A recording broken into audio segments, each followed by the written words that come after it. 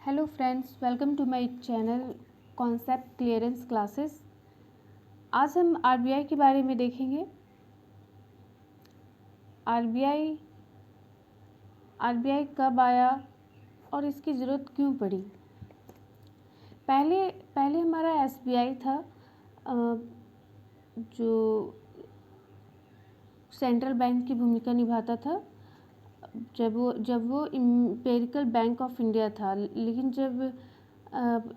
क्योंकि वो central bank नहीं था, वो सेंट्रल बैंक की तरह काम करता था, तो और ये कॉमर्स वो अपने फ़ायदे के लिए करने लगा, तो इसलिए फिर आरबीआई सेंट्रल बैंक की ज़रूरत पड़ी।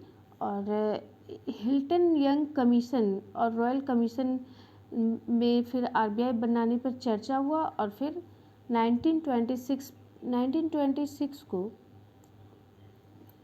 हिल्टन यंग कमीशन और रॉयल कमीशन के द्वारा चर्चा हुआ। Hilton young commission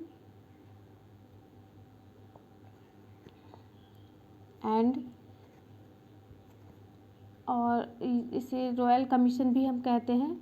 royal commission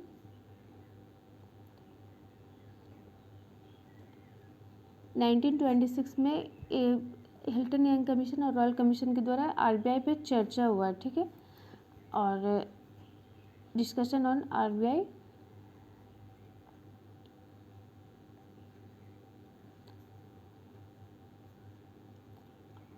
और फिर 1931 में आपका बैंकिंग इंक्वायरी कमेटी बैठा। बैंकिंग इंक्वायरी कमेटी,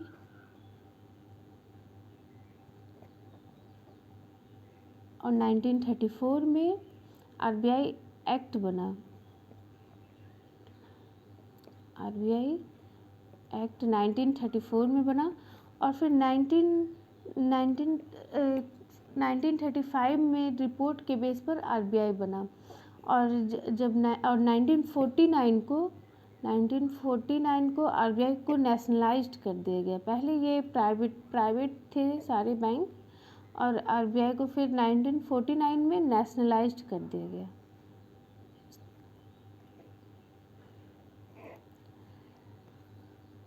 और इसका सेंट्रल ऑफिस पहले कोलकाता में था, फिर मुंबई में परमानेंटली शिफ्ट कर दिया गया। सेंट्रल ऑफिस आपका इसका पहले कोलकाता में था, और फिर बाद में परमानेंटली कहाँ शिफ्ट हुआ? मुंबई में। आरबीआई 1947 तक आरबीआई जो है वो आपका अप्रैल 1947 तक ये बर्मा एंड इंडिया दोनों का सेंट्रल बैंक था। ये क्या था? ये बर्मा एंड इंडिया दोनों का सेंट्रल बैंक था। और जून 1948 तक इंडिया और पाकिस्तान दोनों का सेंट्रल बैंक रहा है। इंडिया एंड पाकिस्तान दोनों का सेंट्रल बैंक रहा है। तो ये डेट बहुत इम्पॉर्टेंट है कि कब तक इंडिया और बर्मा दोनों का आरबीआई सेंट्रल बैंक की भूमिका निभाया है। तो अप्रैल 1947 तक, और जून 1948 तक इंडिया और पाकिस्तान का दोनों का सेंट्रल बैंक रहा है आरबीआई। अब हम देखेंगे इसके बारे में कि इसकी जो मैनेजमेंट कंट्रोल है वो कैसे होती है। Activities of RBI directed by central board के द्वारा इसकी एक्टिविटीज़ जो है डायरेक्ट की जाती है। तो हम देखते हैं कि इसके कितने मेंबर्स हैं। सेंट्रल बोर्ड में आपके 21 मेंबर हैं आपके सेंट्रल बोर्ड में। यहाँ आप लिख सकते हैं management control of RBI. Management control of RBI heading.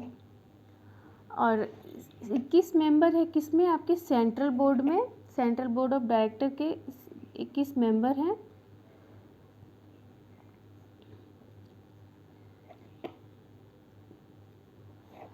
इसमें से आपके जो ऑफिशियल डायरेक्टर हैं, कुछ ऑफिशियल कुछ नॉन ऑफिशियल, तो ऑफिशियल डायरेक्टर हैं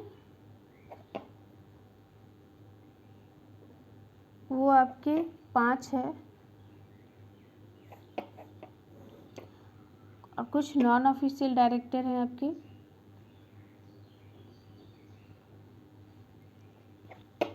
ऑफिशियल डायरेक्टर में देखेंगे, एक हमारा गवर्नर है, जो आरबीआई के गवर्नर होते हैं वो,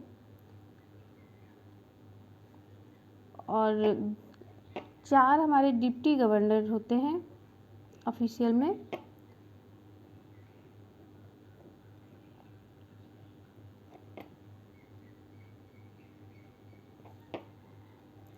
और जो नॉन ऑफिशियल गवर्नमेंट डायरेक्टर हैं उनमें आपके 2 ऑफिसर्स अपॉइंट किए जाते हैं फाइनेंस मिनिस्टर के द्वारा। 2 ऑफिसर्स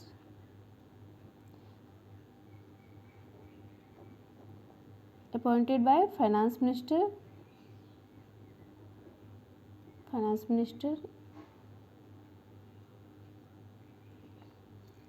और 4 लोकल बोर्ड गवर्नर्स होते हैं, 4 आपके लोकल बोर्ड गवर्नर।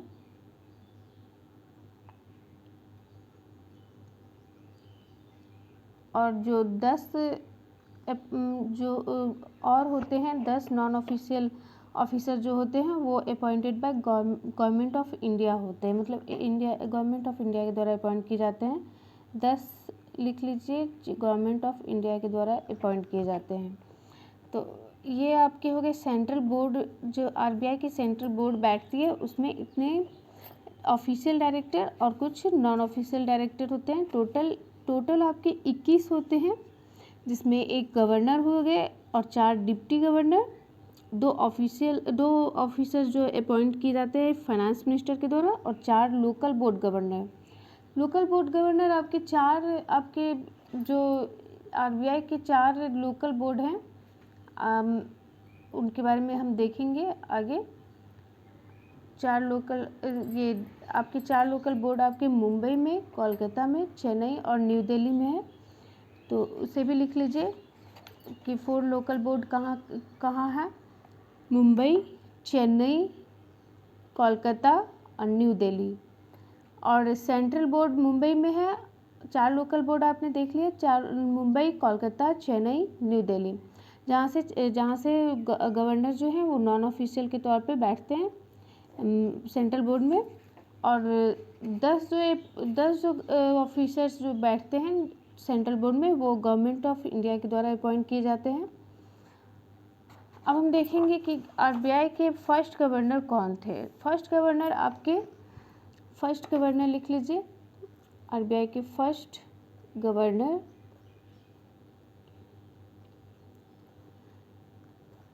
गवर्नर आपके श्री ऑसबॉर्न स्मिथ थे, सर ऑसबॉर्न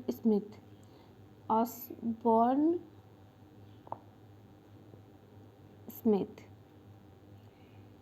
और फिर सेकंड गवर्नर आपके और ये जो फर्स्ट गवर्नर है ये जब हमारा देश आज़ाद नहीं हुआ था उससे पहले से थे, यानी 1934 में आपका एक्ट बना, 1935 में आरबीआई का गठन हुआ, उसके बाद 1935 में फर्स्ट गवर्नर ऑसबॉर्न स्मिथ बने।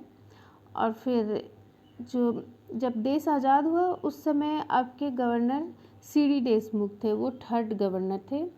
थर्ड आपके सीडी देशमुख थे, सीडी देशमुख।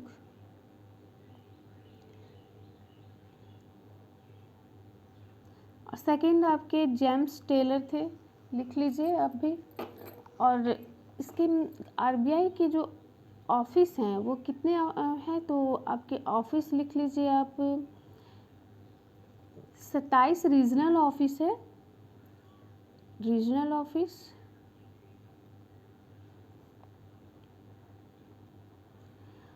और 4 जो है 4 सब ऑफिस है।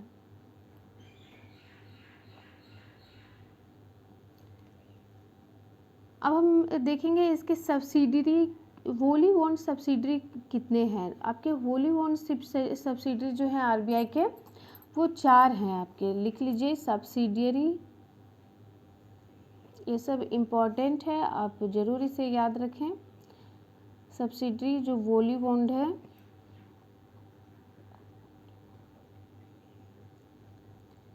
वो 4 हैं। फर्स्ट आपका हो गया DICGC, इसका फुल फॉर्म हो गया आपका deposit insurance and credit guarantee corporation of India. Second हो गया आपका BRBNMPL, भारतीय रिजर्व बैंक नोट मुद्रा प्राइवेट लिमिटेड। और तीसरा हो गया आपका rebate, RABIT, reserve bank information technology private limited. और चौथा हो गया आपका इफ्ताज, IFTAS, इसमें इसका फुल फॉर्म हो गया आपका Indian financial technology and allied services. सारे की फुल फॉर्म जरूर याद रखें। और अब हम देखते हैं फंक्शंस ऑफ आरबीआई। आरबीआई के फंक्शंस क्या हैं, वो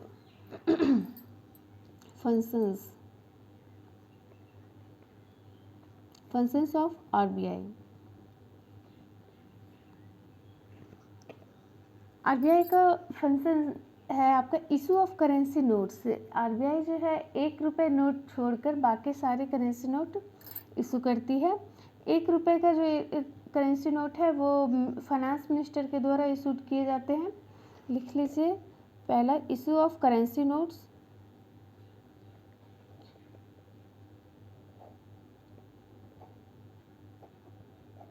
ब्रैकेट में लिख लीजिए एक्सेप्ट 1 रुपी, क्योंकि 1 रुपी जो है आपके फाइनेंस मिनिस्टर इशू करते हैं। और ये बैंकर ऑफ द गवर्नमेंट होते हैं, मतलब गवर्नमेंट के लिए बैंक का काम करती है, banker of the government. RBI की फंक्शन बहुत ही इम्पॉर्टेंट है आपके किसी भी एग्ज़ाम के लिए। कंट्रोलर ऑफ क्रेडिट, आरबीआई जो है कंट्रोलर ऑफ क्रेडिट होती है। ये मॉनेटरी पॉलिसी कमेटी के हेल्प से आपका क्रेडिट को कंट्रोल करने में मदद करती है।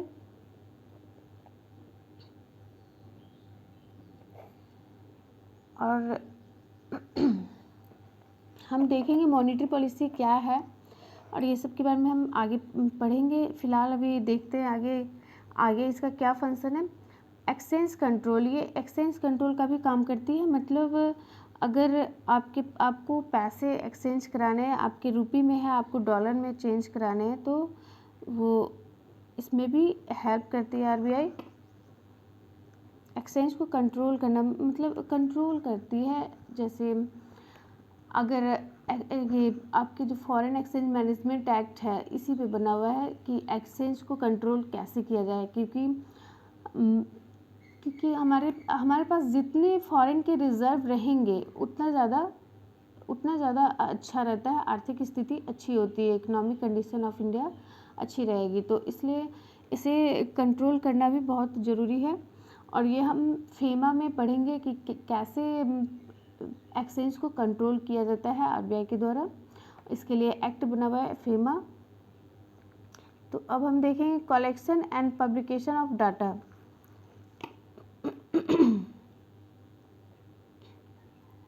Collection and publication of data,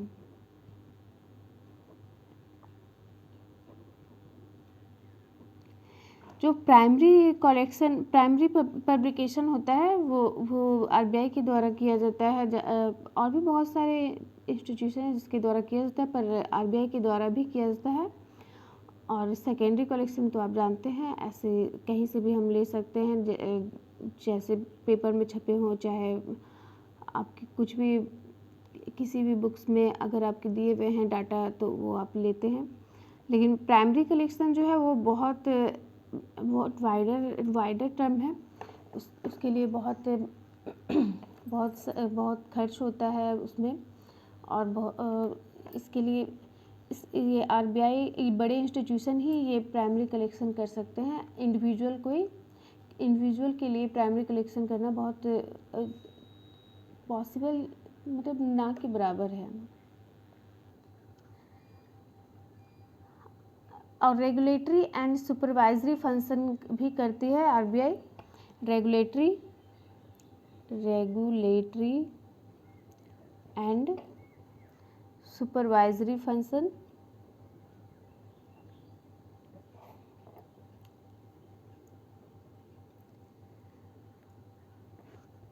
इसके लिए ये रेगुलेटरी एंड सुपरवाइजरी फंक्शन जो करती है वो बीएफएस के द्वारा करती है, मतलब bank for financial supervision.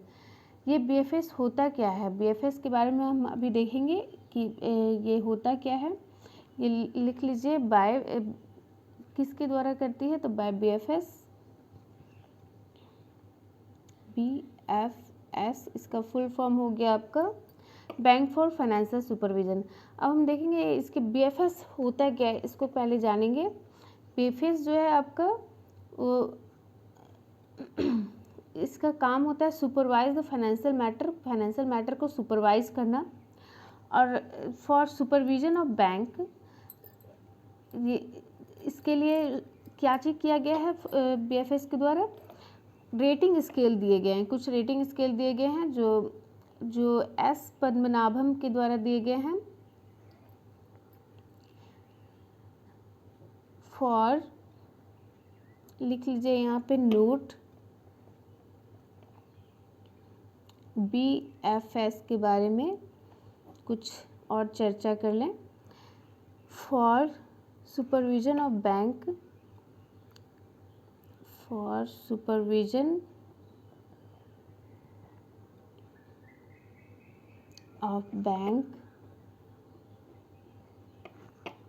S Padmanabham is given rating scale.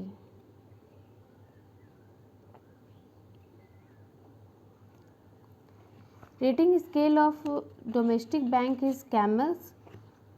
आपके डोमेस्टिक बैंक के जो रेटिंग स्केल है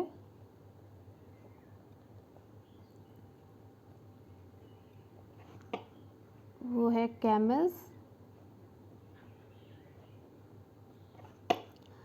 और rating scale of foreign bank के लिए रेटिंग स्केल आपके दिए गए हैं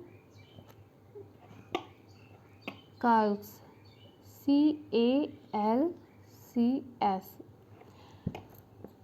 तो हम देखेंगे ये बीएफएस क्या है। बीएफएस आपका प्रोवाइड करती है, वो रेगुलेटरी एंड सुपरवाइजरी फंक्शन करती है।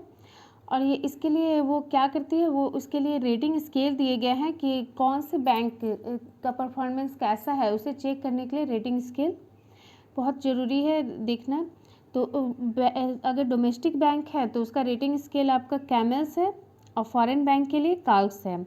तो कैमल्स का फुल फॉर्म देख लीजिए है क्या कैमल्स, तो C stand for capital adequacy ratio. मतलब हम बैंकों का देखेंगे कि कैपिटल एडिक्वेसी रेशियो क्या है। कैपिटल एडिक्वेसी रेशियो मतलब मिनिमम कैपिटल रिक्वायरमेंट कितना उनके द्वारा मेंटेन किया जा रहा है, वो चीज़ हमें देखते हैं हम ऐसे मिनिमम कैपिटल एडिक्वेसी रेशियो आपका 9% है। अगर उससे कम अगर कोई किसी बैंक ने रखा है मिनिमम कैपिटल, तो वो अच्छा नहीं है, आपका 9% होना ही चाहिए। फिर ए से देखेंगे एसेट क्वालिटी, एसेट की क्वालिटी क्या है। और एम से हो गया आपका मैनेजमेंट इफ़ेक्टिवनेस, वहाँ बैंक का मैनेजमेंट कैसे चल रहा है, कितना इफ़ेक्टिव है, उस चीज़ को देखते हैं। उस बेसिस पे हम देते हैं रेटिंग।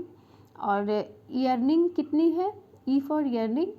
और लिक्विडिटी कैसी है, बैंकों की लिक्विडिटी कैसी है वो चीज़ देखते हैं। और सिस्टम एंड कंट्रोल, और सिस्टम कंट्रोल कितना बेहतर है क्या है वो सब, इन सब बेसिस पे हम रेटिंग स्केल प्रोवाइड करते हैं बैंकों को।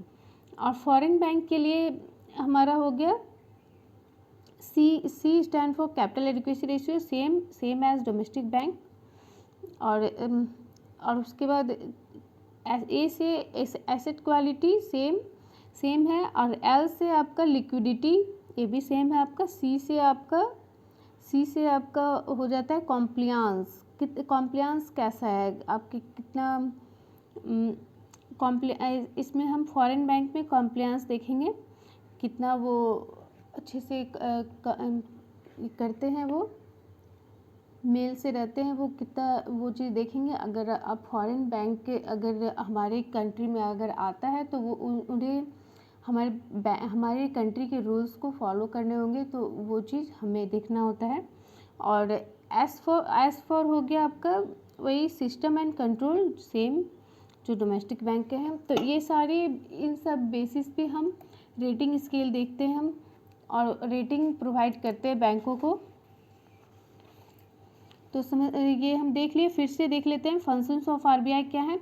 Issue of currency notes, currency note को इशू करना। और फिर बैंकर ऑफ द गवर्नमेंट के लिए बैंक का काम करती है ट्रेजरी, गवर्नमेंट की ट्रेजरी आपकी आरबीआई होती है, जो जहाँ गवर्नमेंट अपना पैसा जमा करती है। कंट्रोलर ऑफ क्रेडिट को कंट्रोल करने का काम करती है by the help of monetary policy committee. और फिर एक्सचेंज कंट्रोल जो फॉरेन रिजर्व है उसे मेंटेन करके रखने के लिए एक्सचेंज कंट्रोल करती है, ताकि फॉरेन रिजर्व बना रहे, ज़्यादा से ज़्यादा यूज़ ना हो, ज़्यादा से ज़्यादा आपकी फॉरेन एक्सचेंज इंडिया में आए, और इसके लिए एक्सचेंज कंट्रोल किया जाता है। फिर collection and publication of data, आपका प्राइमरी कलेक्शन जो है वो आरबीआई के द्वारा किया जाता है। फिर रेगुलेटरी एंड सुपरवाइजरी फंक्शन किए जाते हैं।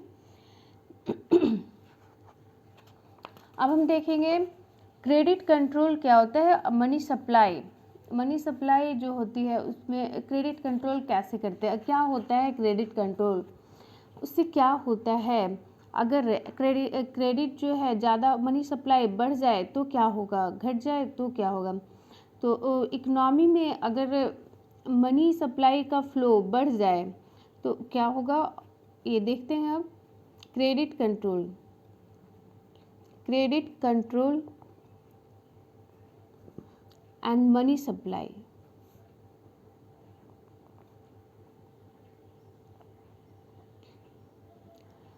अगर मनी सप्लाई अगर आपका बढ़ जाता है तो क्या होता है, एक्सेस, अगर एक्सेस हो गया तो क्या होगा, देखें। परचेजिंग पावर पीपी आपका बढ़ जाएगा, परचेजिंग पावर बढ़ जाएगा, आपका डिमांड बढ़ जाएगा आपका। और डिमांड के बढ़ने से क्या होगा, डिमांड के बढ़ने से आपका अगर डिमांड ज़्यादा है, सप्लाई कम है, तो प्राइस बढ़ जाएगा।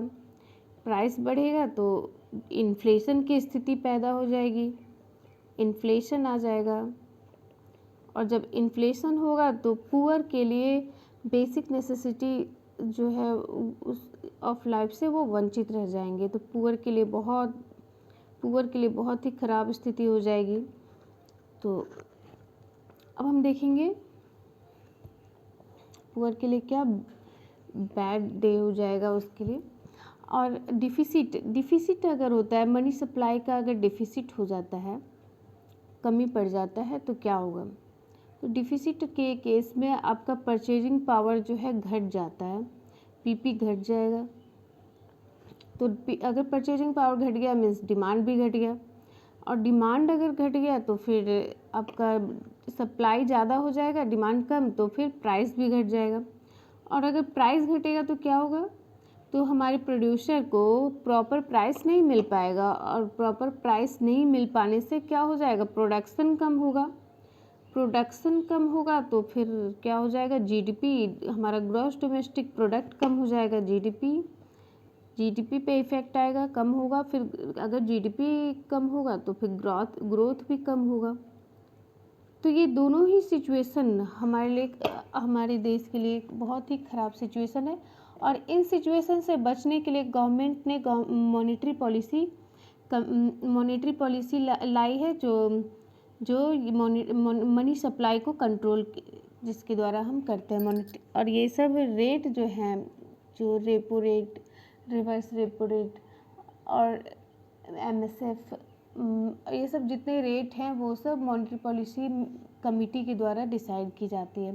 तो अब हम देखेंगे कि कैसे मॉनेटरी पॉलिसी कमेटी ये मनी सप्लाई को कंट्रोल करने में, क्रेडिट को कंट्रोल करने में कैसे हेल्प करती है। और पहले आपकी मॉनेटरी पॉलिसी जो है वो RBI के गवर्नर बनाती थी, और 2016 से मॉनेटरी पॉलिसी कमेटी बनाती है।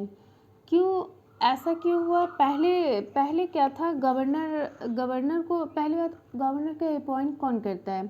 तो गवर्नर को अपॉइंट हमारे सरकार करती है, गवर्नमेंट करती है। तो लेकिन जो ये RBI जो है वो गवर्नमेंट के अनुसार काम नहीं करती, उसके लिए एक्ट बना हुआ है RBI एक्ट 1934, जिसके अनुसार काम करती है।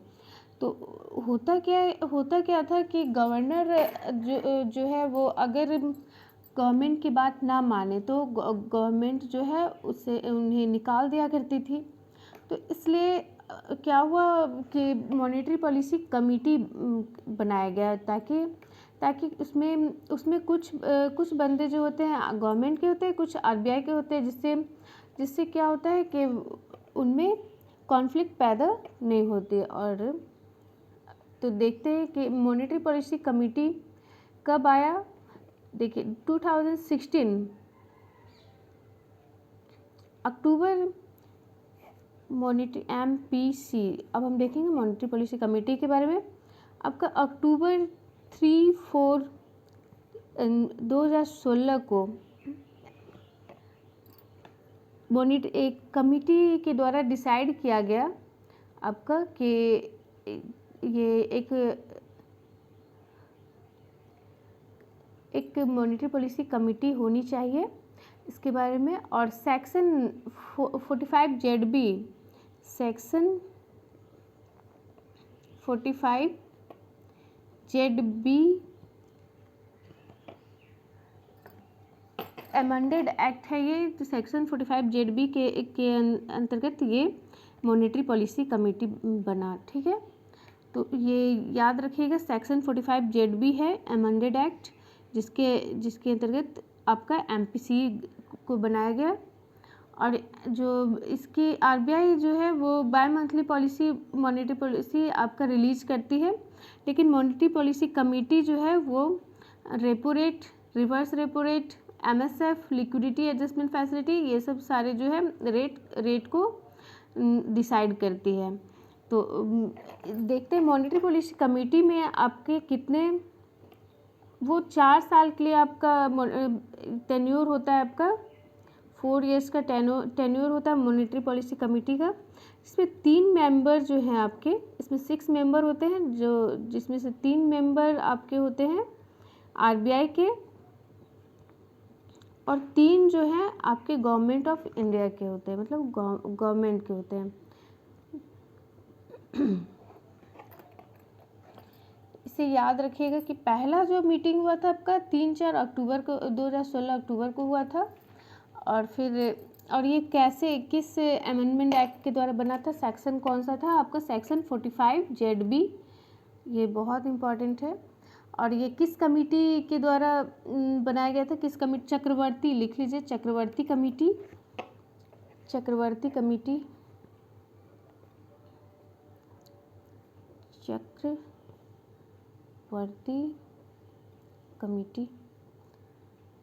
चक्रवर्ती कमेटी के द्वारा डिसाइड किया गया था कि हम मॉनेटरी पॉलिसी कमेटी के बारे में। अब हम देखेंगे monetary policy committee, monetary policy tools क्या क्या हैं जो बहुत इम्पॉर्टेंट है। ये सब हम जान लिए कि मॉनेटरी पॉलिसी कमेटी क्या होती है, उसमें क्या होता है और कितने मेंबर हैं उसके। अब हम देखेंगे monetary policy tools. Monetary policy tools. Monetary policy tools में आपके कुछ हो गए क्वांटिटेटिव टूल्स, क्वांटिटेटिव टूल्स, और कुछ हो गए आपके क्वालिटेटिव टूल्स, क्वालिटेटिव टूल्स। जो क्वांटिटेटिव टूल्स हैं उसको जनरल टूल्स या जनरल मेजर भी कहते हैं, और जो क्वालिटेटिव है उसे स्पेसिफिक टूल्स या सेलेक्टेड टूल्स भी कहते हैं। तो अब हम देखेंगे इन दोनों के बारे में। पहला आपका क्वांटिटेटिव टूल्स क्या है? Bank rate policy, bank rate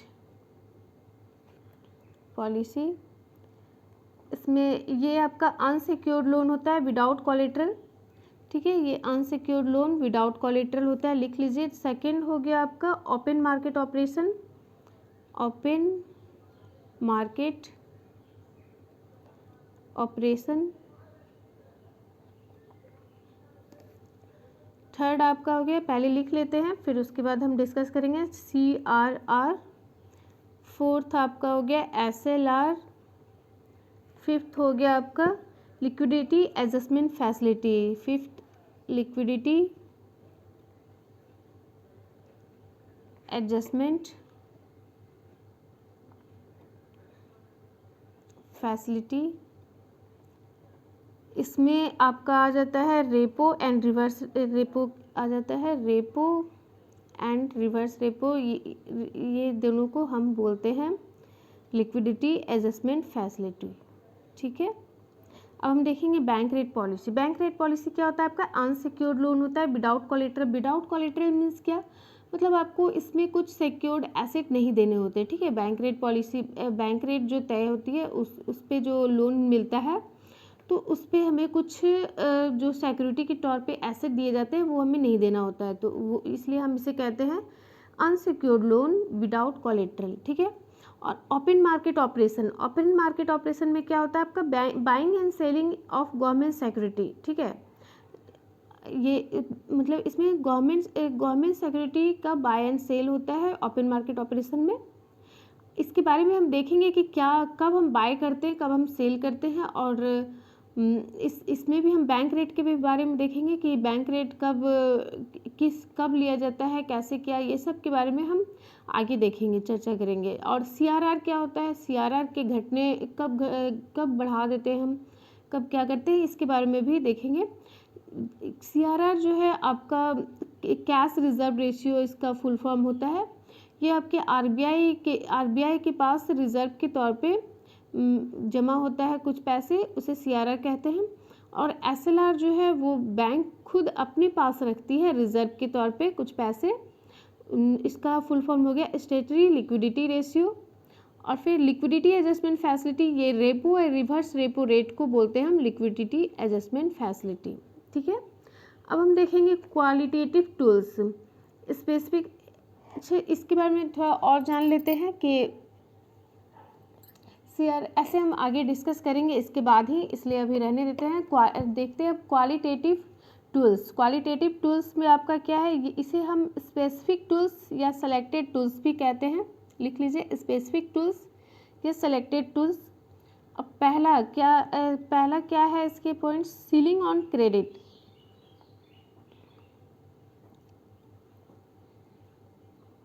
second क्या है आपका? Margin requirement, margin requirement. Third आपका क्या है? Discriminatory interest rate, discriminatory interest rate.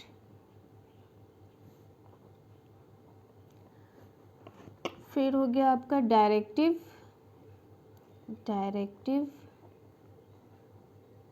Moral suasion,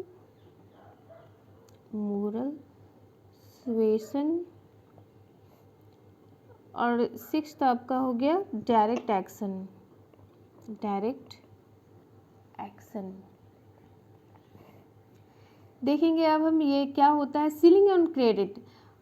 monetary policy में कुछ क्वांटिटेटिव टूल्स है, कुछ क्वालिटेटिव। तो जो क्वांटिटेटिव है इसमें हम रेट तय करते हैं और ये देखते हैं कि कैसे हम क्वांटिटेटिव तरीके से कैसे हम मॉनेटरी को कंट्रोल करते हैं उसके बारे में। और ये क्वालिटेटिव टूल्स में हम क्या करते हैं, इसमें हम पहला है सीलिंग ऑन क्रेडिट, मतलब इसमें हम लोन पे लिमिट लगा देते हैं कि आप इससे ज़्यादा लोन नहीं दे सकते। बैंकों को कहते हैं हाँ ये आप इतना लोन दीजिए, इससे ज़्यादा आप नहीं दे सकते। तो लोन पे लिमिट लगाना मीन्स सीलिंग ऑन क्रेडिट।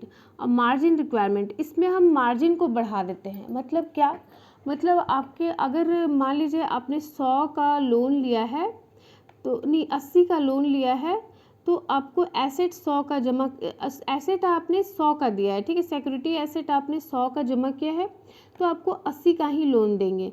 इसमें मार्जिन, इसमें अगर हमको मार्जिन हम कभी कभार बढ़ा देते हैं, यानी अगर 100 का लोन है हम 70 का देंगे। और अगर घटाना होता है मार्जिन, तो 100 का लोन है तो हम 90 का देंगे। इस तरह करके हम घटाते बढ़ाते हैं ये क्रेडिट को कंट्रोल करने के लिए, ठीक है। अगर इन्फ्लेशन है तो इन्फ्लेशन में हम क्या करेंगे, मार्जिन को बढ़ा देंगे ताकि जमा ज़्यादा से ज़्यादा पैसा बैंकों के पास जमा रहे, कम पैसे मार्केट में रहे, तो उसको मार्जिन बढ़ा देंगे। मतलब 100 का अगर हम सिक्योरिटी लिए हैं तो 70 ही हम लोन देंगे, ठीक है। अगर मार्जिन को अगर डिफिसिट का कंडीशन है, इन्फ्लेशन नहीं डिफ्लेशन आ गया है, तो मार्जिन को घटा देते हैं। मतलब 100 का सिक्योरिटी एसेट अगर हम लिए हैं तो आपको 70 का लोन मतलब 70 नहीं 90 का लोन प्रोवाइड कर देते हैं, ठीक है। तो इस तरह से हम मार्जिन को घटाते बढ़ाते हैं क्रेडिट कंट्रोल करने के लिए। अब देखेंगे हम मार्जिन, ये क्या है, डिस्क्रिमिनेटरी इंटरेस्ट रेट। हम इसमें सेक्टर ग्रोथ रेट बढ़ाने के लिए हम क्या करते हैं, इंटरेस्ट रेट को कम कर देते हैं। जहाँ हमें ग्रोथ लाना है, जिस सेक्टर में हमें ग्रोथ लाना है उस सेक्टर का हम क्या कर देते हैं, इंटरेस्ट रेट कम कर देते हैं ताकि उस सेक्टर में ग्रोथ आ सके, ठीक है। इसके लिए डिस्क्रिमिनेटरी इंटरेस्ट रेट लिखते हैं हम, क्योंकि इंटरेस्ट रेट आपका जिस सेक्टर में ज़्यादा ग्रोथ करना है वहाँ इंटरेस्ट रेट कम देंगे, जिस सेक्टर में कम ग्रोथ है की ज़रूरत है वहाँ इंटरेस्ट ज़्यादा देंगे। और डायरेक्टिव्स क्या होता है, directives means RBI time to time क्या करती है, डायरेक्टिव इशू करती है कॉमर्शियल बैंक को कि आपको हमारी बात माननी चाहिए, आपको लोन एडवांस के रूप में नहीं देना है ज़्यादा, ठीक है। तो इस टाइप से कुछ डायरेक्टिव इशू करती है। और मोरल सुएसन, इसमें क्या, अगर कॉमर्शियल बैंक आरबीआई का बात नहीं मानती है तो उसके लिए मोरल सुएसन कि आपको पीरियडिकली आपको एक लेटर इशू करती है कि आपको मेरी बात माननी होगी, ठीक है। अगर उसके बावजूद भी अगर नहीं मानता है तो फिर डायरेक्ट एक्शन क्या करती है, लाइसेंस को कैंसिल कर देती है। तो ये हो गया आपके क्वालिटेटिव टूल्स जिसके द्वारा क्रेडिट पे कंट्रोल किया जाता है। अब हम फिर से एक बार देख लेते हैं bank rate policy. Bank rate क्या है, आपका बैंक रेट जब तय होती है तो वो क्या होती है, तो बैंक रेट जो है आपका लॉन्ग टर्म के लिए होता है। मतलब अगर कॉमर्शियल बैंक को अगर लोन चाहिए और लॉन्ग टर्म के लिए चाहिए तो बैंक रेट पे मिलता है, और अगर शॉर्ट टर्म के लिए चाहिए तो उसके लिए रेपो रेट होता है आपका, और अगर इमरजेंसी सिचुएशन में तो मार्जिनल तो एमएसएफ रेट पे होता है, ठीक है। तो अब हम, और ये ओपन मार्केट ऑपरेशन क्या मतलब, इसमें sell and buy of security होती है। तो मतलब अगर क्या हुआ, इन्फ्लेशन हुआ तो गवर्नमेंट क्या करती है, अपनी मार्केट में यानी पैसे का मनी सप्लाई बढ़ गया है तो उसे कंट्रोल करने के लिए क्या करेगी, क्या करती है गवर्नमेंट, अपना जो सिक्योरिटी है उसे सेल कर देती है, ताकि सेल करने से क्या होगा, सेल करने से आपका ये पैसे आरबीआई के पास आएंगे तो आपका जो मार्केट में है पैसा कंट्रोल हो जाएगा, मनी का कंट्रोल होगा। और अगर डिफ्लेशन का स्थिति है तो क्या करती है आरबीआई, परचेज कर लेती है अपनी सिक्योरिटी, ताकि परचेज करेगी तो पैसे देगी, मार्केट में जाएगा और आपका डिफ्लेशन को कंट्रोल किया जा सकेगा। और सीआरआर में भी वैसे ही, अगर सीआरआर मतलब कैश रिजर्व रेशियो को अगर इंक्रीज करते हैं तो आरबीआई के पास पैसा ज़्यादा जमा होगा, तो मार्केट में अगर इन्फ्लेशन है तो उसे कंट्रोल किया जा सकेगा। और डिक्रीज़ कर देंगे तो मार्केट में पैसा आएगा, यानी डिफ्लेशन की स्थिति है तो उसमें डिक्रीज़ करते हैं। एसएलआर भी वही, अगर इन्फ्लेशन है तो एसएलआर रेट बढ़ा देते हैं ताकि बैंक के पास पैसे ज़्यादा जमा हो। अगर बैंक के पास पैसे ज़्यादा जमा होंगे तो मार्केट में पैसे कम होंगे, तो इस क्रेडिट कंट्रोल हो जाएगा। उसी तरह रेपो रेट में भी अगर इन्फ्लेशन है तो रेपो रेट बढ़ा देते हैं, ठीक है। तो ये सारे हो गए आपके मॉनेटरी पॉलिसी टूल्स। अब हम देख लेते हैं RBI role in both situation. जो मैंने कहा अभी उसको हम लिख भी लेते हैं, RBI role in both situation.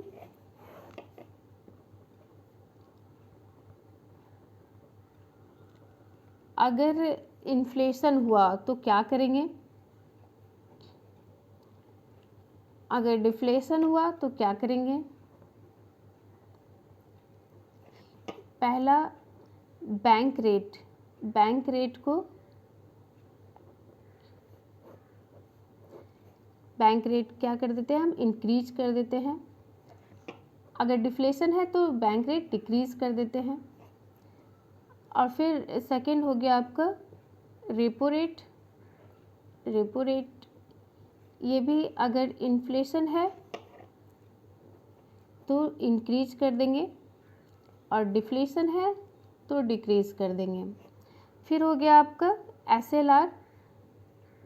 SLR अगर इन्फ्लेशन है तो इंक्रीज करेंगे और डिफ्लेशन है तो डिक्रीज कर देंगे। फिर हो गया आपका सीआरआर भी अगर इन्फ्लेशन है तो इंक्रीज कर देंगे और अगर डिफ्लेशन का सिचुएशन है तो डिक्रीज कर देंगे। फिर ओपन मार्केट ऑपरेशन में आपका क्या करते हैं हम, इसमें buy and sell of government security. अगर आपका इन्फ्लेशन है तो हम क्या करेंगे, सिक्योरिटी को सेल करेंगे। अगर आपका डिफ्लेशन का स्थिति है तो सिक्योरिटी को परचेज करेंगे, ठीक है। अगर इन्फ्लेशन की स्थिति होता है तो हम क्या करते हैं, बैंक रेट को क्या करते हैं, इंक्रीज करते हैं, जिससे क्या होता है, लोन हो जाता है महंगा। मतलब बैंक के पास पैसे हो जाएंगे जमा ज़्यादा, तो क्या होगा, लोन कम प्रोवाइड करेगी बैंक। और लोन अगर ज़्यादा महंगा हो जाएगा तो क्या होगा, लोन हो गया महंगा तो हमारा परचेजिंग पावर क्या हो जाएगा, परचेजिंग पावर हमारा कम हो जाएगा। लोन कम मिलेगा तो परचेजिंग पावर कम हो जाएगा हमारा। परचेजिंग पावर कम होगा तो फिर क्या होगा, प्राइस भी डिमांड भी कम हो जाएगा। डिमांड भी कम होगा तो प्राइस भी कम हो जाएगा। अब प्राइस भी कम होगा तो फिर हमारा जो है क्रेडिट कंट्रोल हो जाएगा, इससे, ठीक है।